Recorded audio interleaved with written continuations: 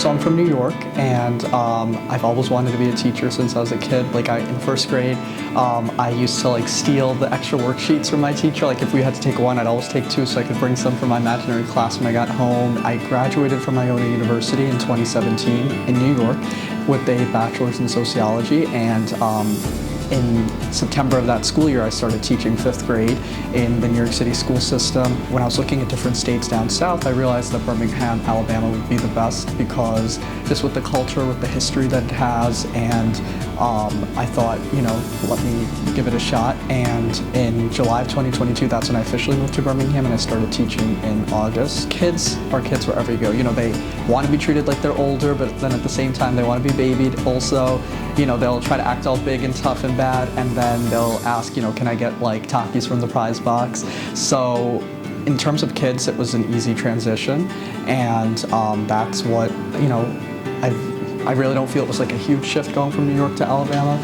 It's more of, teaching and working with children is my passion, and I'm living like my childhood dream. I always like doing extracurriculars because, when you're stuck in like a box, there's only so much you can do, but like you said, when you think outside of the box, there's a lot more that can be done. I had 2 teams. One came in first place across the eastern side of the US, so like states from Louisiana all the way to like New York and Connecticut and Jersey and Florida competed, and one of the teams came in first place, the other team came in 12th place. If you put a computer or anything techie in front of kids, they're going to be able to like be successful.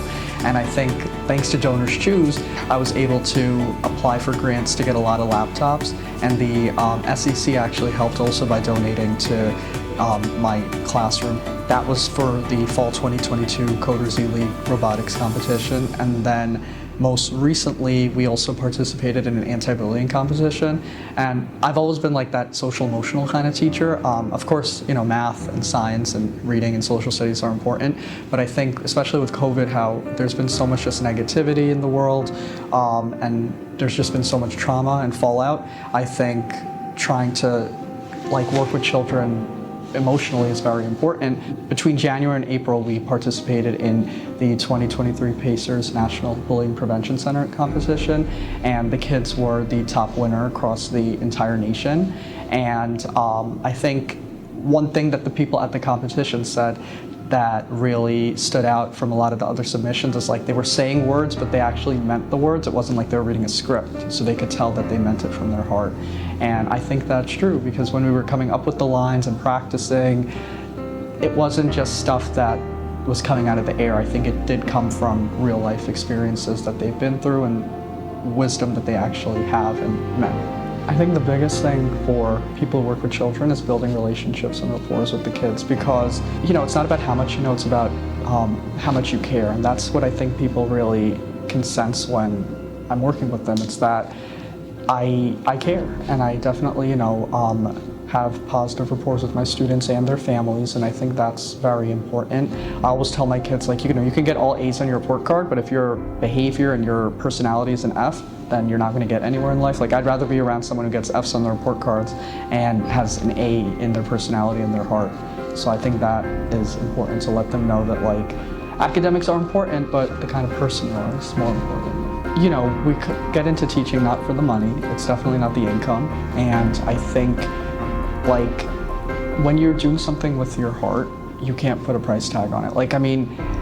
The amount of times I've worked with those students who past teachers might have said, oh, they're going to be bad, or their parents are a problem, and then working with them and seeing that smile on their face when they finally get something that might have taken them years to get, and they're in 5th grade, so they've had kindergarten all the way to 4th grade where they've had opportunities to work on something, but then seeing that smile, seeing that excitement.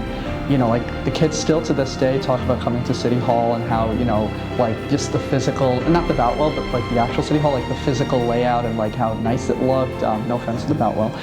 But they were the lights, the cameras, them looking at the screen and looking for the camera in the back that's so things like that. And even, it's now May and June and they were talking about it still from December. So it just shows when you give kids an opportunity to do something that is different, and then when they realize they're really good at it, that is the best moment as a teacher.